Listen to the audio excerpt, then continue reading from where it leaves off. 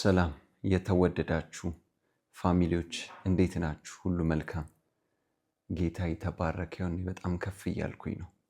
ዛሬ ወደ እናንተ ድንቅ የሆነ ትምህርት ይዤ መጥቻለሁ። በዚህ መገለጥ ውስጥ እግዚአብሔር እንደሚናገራችሁ፣ እንደሚያስተምራችሁ፣ ህይወታችሁ እንደሚቀየር አምናለሁ። ከእናንተ የሚጠበቀው ቪዲዮ እንደጀመረ ላይክ አድርጋችሁ ጀምሩ፣ ለብዙዎች እንዲደርስ ማለት ነው። ሼር ማድረጋችሁን በፍጹም እንዳትረሱ። ጌታ ኢየሱስ ይባርካችሁ። ቀጥታ ወደ ትምህርት ይገባለሁ። ዛሬ ማስተምራችሁ ማለት ነው የእግዚአብሔርን ቅባት በህይወታችሁ በኃይል የምትቀበሉበትን ሚስጥሮችን፣ የእግዚአብሔር ቅባት በህይወታችሁ ላይ በኃይል እንዲሰራ የሚያደርግ ማለት ነው ሚስጥሮችን ነው ዛሬ የምነግራችሁ።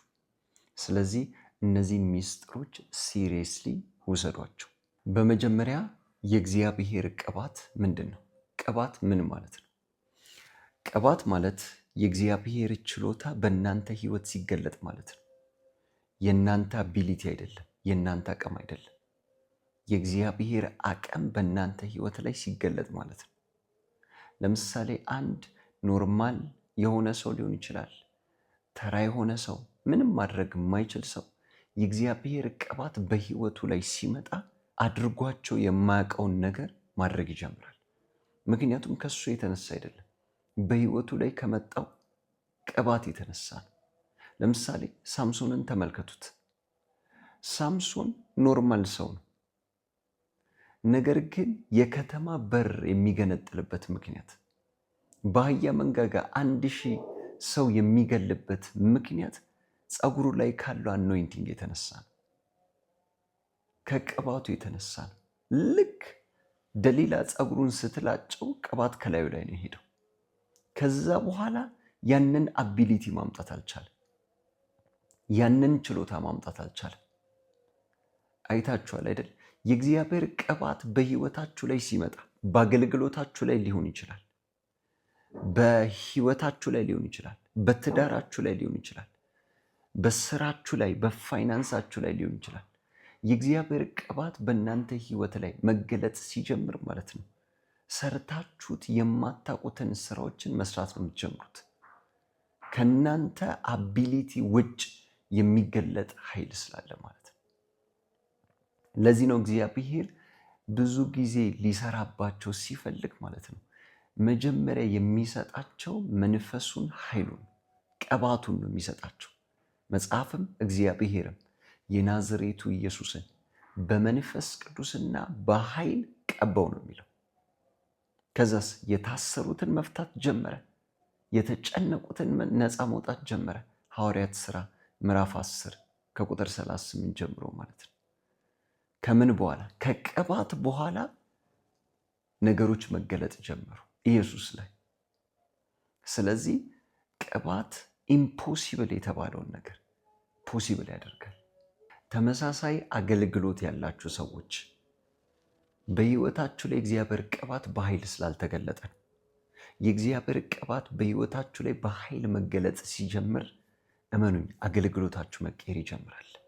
ምክንያቱም ከእናንተ ችሎታ በላይ የሚሰራ ሌላ ኃይል ስላለ ማለት ነው። ስለዚህ የዛሬው ዋና ሀሳቤ ግን የእግዚአብሔር ቅባት በህይወታችሁ ላይ እንዴት ነው በኃይል የሚሰራው?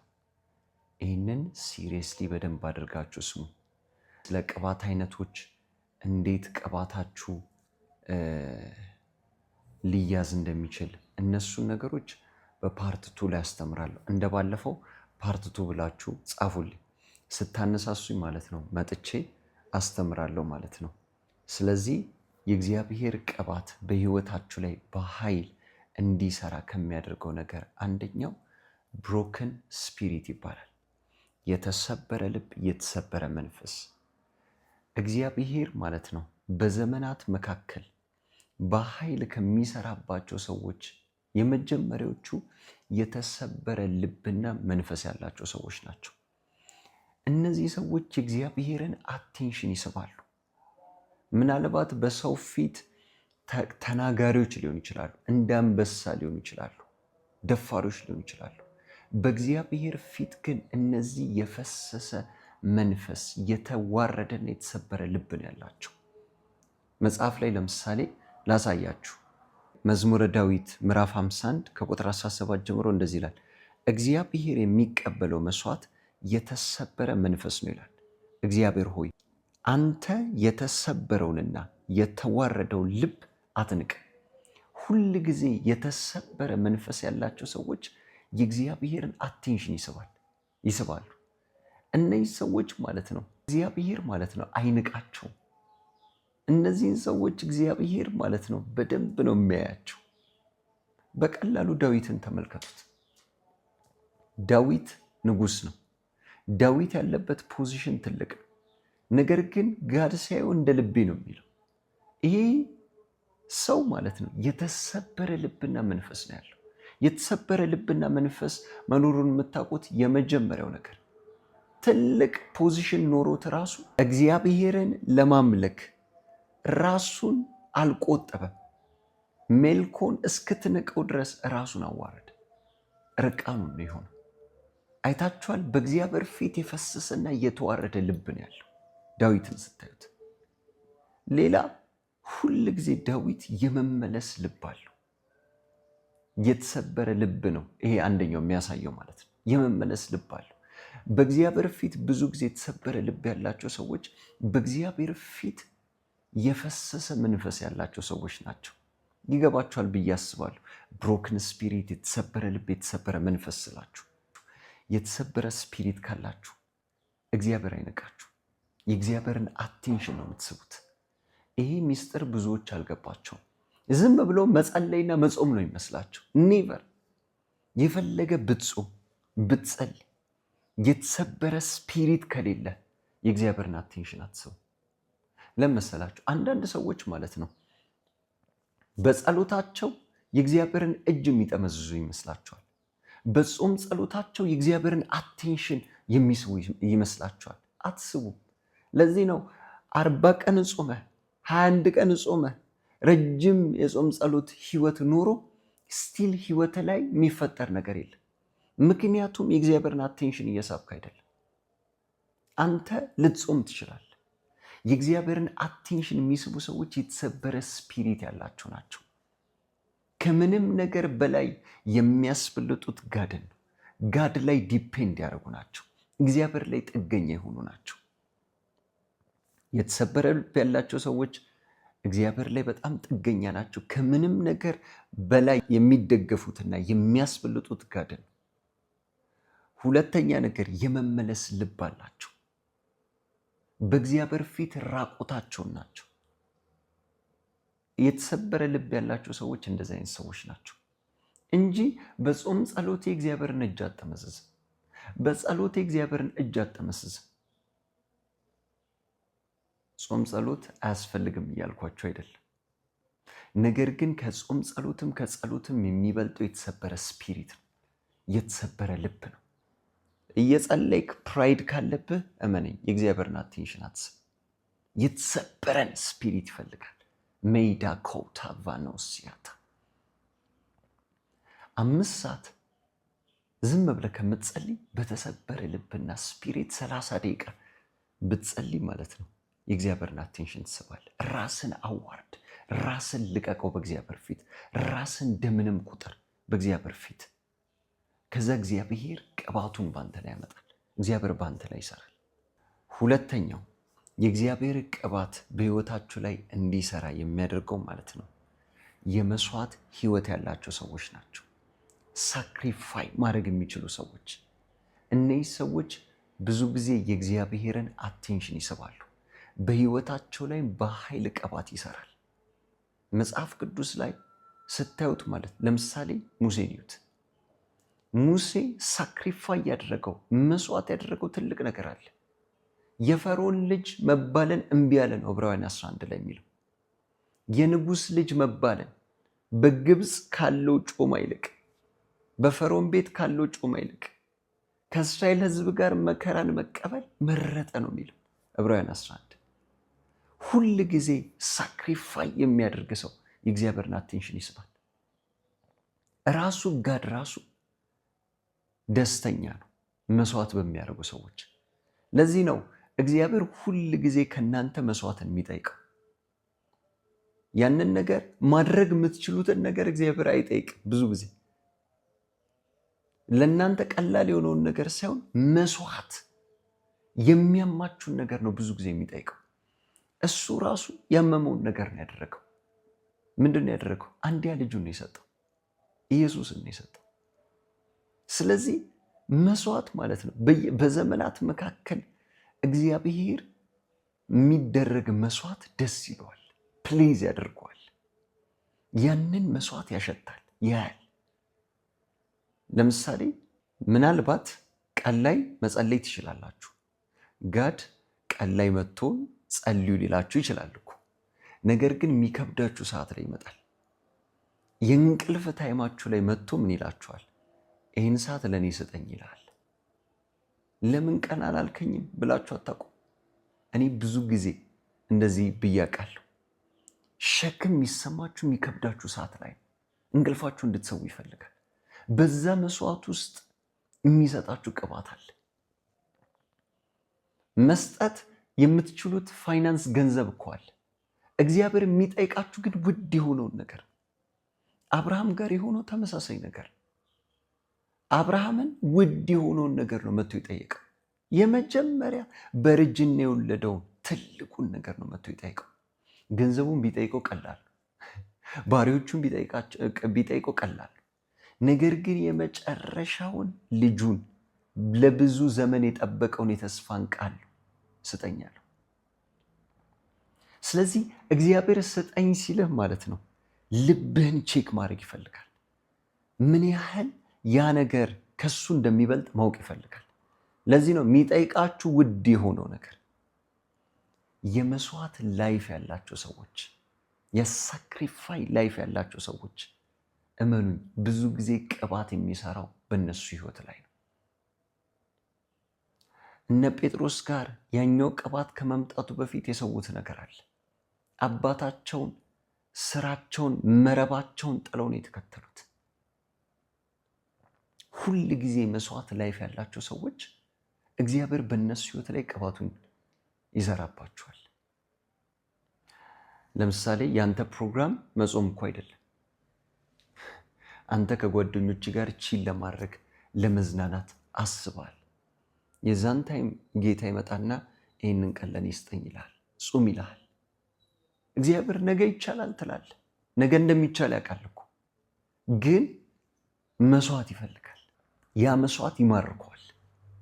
ከዛ በኋላ ቅባቱን ላንተ ይሰጣል።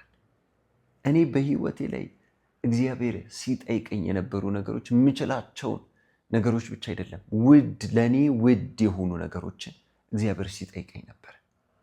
ምናልባት አንዳንዶቻችሁ የምትወዷቸው ጓደኛ፣ ፍቅረኛ ሊሆኑ ይችላሉ፣ ፋሚሊ ሊሆን ይችላል። እነዚህ ሰዎች እግዚአብሔር ካየላችሁ ዴስቲኒ እያስቀሯችሁ ሊሆኑ ይችላሉ። እግዚአብሔር ሰዋልኝ ይልሃል። እንደምትወዳቸው ልታብራራ ትችላለህ። እንደምትቀይራቸው ልታብራራ ትችላለህ። እግዚአብሔር ግን ሰዋልኝ ካለ፣ ትተህ ውጣ ካለ፣ በእውነት መስዋዕት ከጀመርክ እግዚአብሔር በአንተ ህይወት ላይ በኃይል መስራት ይጀምራል። ምናልባት እነዛን ሰዎች ሊቀይር ይችላል። እኔ ብዙ ጊዜ አይቻለሁ፣ እግዚአብሔር ሲቀይራቸው አይቻለሁ። አንድ ጊዜ አስታውሳለሁ፣ አንድ ጓደኛ ነበረኝ እና በፍቅረኛው ምክንያት ህይወቱን ሉዝ እያደረገ ነበረ፣ ህይወቱን እያጣ ነበረ። ስፒሪቹዋል ላይፉ ኮምፕሊትሊ እየሞተ ነበረ። ከዛ በኋላ ላይ እንደዚህ አልኩት፣ ትታት ሂድ አልኩት። ምክንያቱም እግዚአብሔር ከሰጠ አሳይመንትና እግዚአብሔር በውስጥ ካስቀመጠው አሳይመንት እየቀረህ ነው፣ ትተውጣ አልኩት። የዛን ሰሞን አመመው። ነገር ግን መስዋዕት አድርጎ ሄደ። ኖ አለ፣ በቃ እኔ እግዚአብሔር ለጠራኝ አሳይመንት ሲሪየስ ሆናለሁ አለ። ጥሎ ሲሄድ ማለት ነው የእግዚአብሔር ቅባት በህይወቱ ላይ በኃይል መስራት ጀመረ። እሱ ብቻ አይደለም፣ ልጅቷም ተመለሰች። አንተ ከምትለው ጌታ ጋር እኔም ሲሪየስ መሆን እፈልጋለሁ አለች። አይታችኋል? እሱ ወስኗል ኦልሬዲ ሙቭ ሊያደርግ። የሆነ ተስፋ ሰጥቶ ምናምን አይደለም፣ ሰብሮ ነው የሄደው። ከዛ እግዚአብሔር ነገሩንም አስተካከለለት። ስለዚህ እሷም መንገዷ ላይ ሆነች ማለት ነው። አንዳንድ ጊዜ መንገዱ ላይ ላትሆን ትችላለች፣ ላይሆን ይችላል። ስሚኝ በደንብ ላይሆን ይችላል። ነገር ግን ሰውተሽ ነው መሄድ ያለብሽ። እግዚአብሔር ለአንቺ አሳይመንት፣ ለአንተ አሳይመንት የሚሆነው ሰው ስለሚያመጣ ከመስዋዕት በኋላ ቅባት በህይወታችሁ ላይ በኃይል ይሰራል። ቢ ሲሪየስ፣ መስዋዕት ላይ ሲሪየሱ። አንዳንዶቻችሁ የምጸልይበት ቦታ አይመችም፣ ቤቱ ጠባብ ነው ብላችሁ ኤክስኪውዝ የምታቀርቡ ሰዎች አላችሁ። እናንተ ቸርች ፈልጉ፣ ቸርች ሄዳችሁ ጸልዩ። ታክሲ ከሌላችሁ በእግር ሂዱ። ያቺን መስዋዕት እግዚአብሔር ያያል። ያቺን ሳክሪፋይ እግዚአብሔር ያያል፣ ይከፍላችኋል። ቸርች ያለበት ቦታ ሄዳችሁ ፕሬ አድርጉ። በእግር ሄዳችሁ ጸልዩ። ረጅም መንገድ ፕሬ አድርጉ። ሂዱና ያቺን መስዋዕት ጋድ ካውንት ያደርጋል። ያቺን መስዋዕት ይቆጥራል እግዚአብሔር። ሶስተኛው ነገር ደግሞ ኢምፓርቴሽን ነው። ከእግዚአብሔር ሰዎች የምትካፈሉት ቅባት ነው። ኤልያስ ሊሄድ ሲል ማለት ነው ኤልሳ ሙጥኝ ብሎ ነበረ። ከአንተ ጋር ነው እሄዳለሁ ያለው። ሁላችሁም ታውቁታላችሁ። ኤልሳ ኤልያስን ተከትሎት ሲሄድ ማለት ነው እስከ መጨረሻው ድረስ ኢምፓርቴሽን ያገኘ ደብል፣ ለዛውም ደብል የሆነ እጥፍ የሆነ ቅባት ነው ህይወቱ ላይ መጣው። ስለዚህ ኤልያስ ሲሄድ ኤልሳ ደብል ቅባት ተቀበለ። አይታችኋል። ኢምፓርቴሽን በጣም ፓወርፉል ነው። ኢምፓርቴሽን በኃይል ይሰራል። ኢምፓርቴሽን ማለት ረጅም መንገድ ሄዶ የነበሩ የእግዚአብሔር ሰዎች ለምሳሌ 15 ዓመት የጸለየ የነበረ የእግዚአብሔር ሰው ካለ ማለት ነው አንተ በኢምፓርቴሽን ከሱ ስር ሆነ በመካፈል ማለት ነው በአጭር ወራት ውስጥ በአጭር ጊዜ ውስጥ ኢምፓርት ልታረግ ትችላለህ፣ ልትካፈል ትችላለህ። ከዛ ደግሞ እግዚአብሔር ደግሞ በአንተ ፐርሰናሊ ሊሰራ የፈለገውን ደግሞ ይሰራል። አይታል። ኢምፓርትም አድርጋል፣ በአንተም ህይወት ሊሰራ የፈለገውን ደግሞ ይሰራል። ስለ ኢምፓርቴሽን በደንብ አስተምራችኋለሁ። ከእግዚአብሔር ሰዎች መካፈል ያለባችሁን በተለይ እግዚአብሔር ለእናንተ ከሰጣችሁ ሰው ከዛ ሰው መካፈል አለባችሁ። ኢምፓርት አድርጉ። አሁን እንደዚህ ስራችሁ ሁሉም ጋር እየሄዳችሁ እያልኩኝ አይደለም። በአንድ 10 ቦታ የሚሄድ ሰው አለ፣ 5 ቦታ፣ እንደዛ አይደለም። እግዚአብሔር የሰጣችሁ ፐርሰን አለ። ከዛ ፐርሰን ማለት ነው ኢምፓርት አድርጉ፣ ተካፈሉ። አኖይንቲንግ ተካፈሉ፣ ትምህርት ተካፈሉ። ያ ቅባት በህይወታችሁ ላይ በኃይል መስራት ይጀምራል እንጂ 10 ቦታ አትሂዱ። ምናልባት እግዚአብሔር የሚሰጣችሁ በህይወታችሁ ላይ ያሉ ሰዎች አሉ። እነዛን ሰዎች ሲሪየስ ሊሆናችሁ ተከታተሏቸው። አራተኛውና የመጨረሻው ነገር አብዝታችሁ ጸልዩ። በልሳኖቻችሁ አብዝታችሁ ጸልዩ። ለምሳሌ ረጅም ሰዓት 2 ሰዓት የሚጸልይ ሰውና 30 ደቂቃ የሚጸልይ ሰው እኩል የእግዚአብሔር ቅባት በህይወቱ ላይ ይሰራ። በተሰበረ ልቦናችሁ ረጅም ሰዓት ስትጸልዩ፣ በእግዚአብሔር ፊት ረጅም ሰዓት በመገኘቱ ስትቆዩ የእግዚአብሔር ቅባት በኃይል በህይወታችሁ ላይ ይሰራል። እኔ አሁን የማውቃቸው ትላልቅ የእግዚአብሔር ሰዎች ፐርሰናል ላይፋቸው ላይ ረጅም ሰዓት በእግዚአብሔር ፊት ያሳልፋሉ። ኢቨን ኢየሱስ ራሱ ሌሊት እንደሚጸልይ መጽሐፍ ይናገራል። ከዛስ ቀን እያገለገለ ነው የሚውለው። ረጅም የጸሎት ታይም ያላቸው ሰዎች በህይወታቸው ላይ የእግዚአብሔር ቅባት በኃይል ይሰራል። የሆነ ትንሽ ደቂቃ ጸልያችሁ እግዚአብሔር ያመሰግናል። ከዛስ እግዚአብሔር ሆይ ስራብኝ፣ ካልሰራህብኝ። የእናንተ ትልቁ ችግር መቆየትን አልተለማመዳችሁ። በእግዚአብሔር ህልውና ፊት ረጅም ሰዓት መቆየትን ተለማመዱ። እግዚአብሔር በኃይል ሲሰራ በህይወታችሁ ላይ ታዩታላችሁ። በኃይል ሲሰራባችሁ ታያላችሁ። እኔ ፐርሰናል ላይፌ ላይ ይቻለሁ።